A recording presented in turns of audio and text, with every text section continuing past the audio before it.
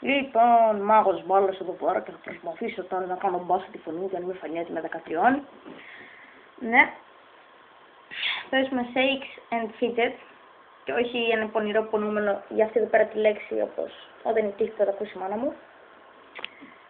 Στον ελληνικό διακομιστή, μου το κόλλησε Ράργο, 2.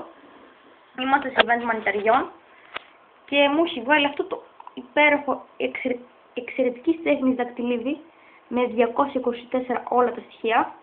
Και αυτό που παίρνει τυχερά σκόπο, όπως ξέρω όλα, αυτό που έχω τώρα. Το ονόμασα έτσι γιατί με χαρακτηρίζει. Έχω κιόλας 4 μανιτάρια, κανονικά είχα 5, αλλά μου έβαλε αποστολή 14 λεπτών και βαριόμουν. Και χάλασα ένα. Δεν πειράζει. Μάλλον δεν θα χρειαστεί να αγοράσω PC για τον υπόλοιπο χρόνο. Έτσι. Με τα μανιτάρια που μαζεύουμε. Είχα βάλει κι άλλο βίντεο, αλλά δεν μου το ανέβαζε γιατί το YouTube είναι μάπα ή γιατί το κινητό μου είναι μάπα. Πιο πιθανά το δεύτερο.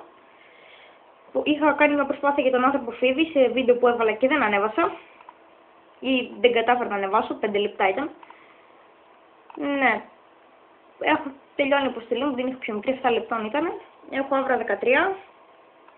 Και τώρα θα σας δείξω ότι είμαι στον άνθρωπο Φίβη, στο όροφο 10.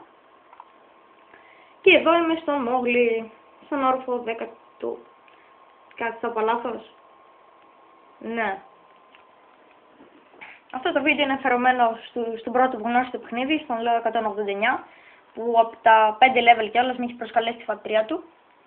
Και από τότε να ακολουθούσε σε κάθε φατρία. Πρώτον, θα ήθελα να παρακαλέσω τον Balbrock, που το γνώρισα στο φόρουμ και τη μετάλλη μου, το ίδιο και τον Άργο, να μην κάνουν comment στο βίντεο και τώρα μάλλον δεν θα ανεβάσω. Τέλος πάντων.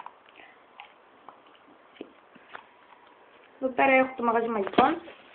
Hello.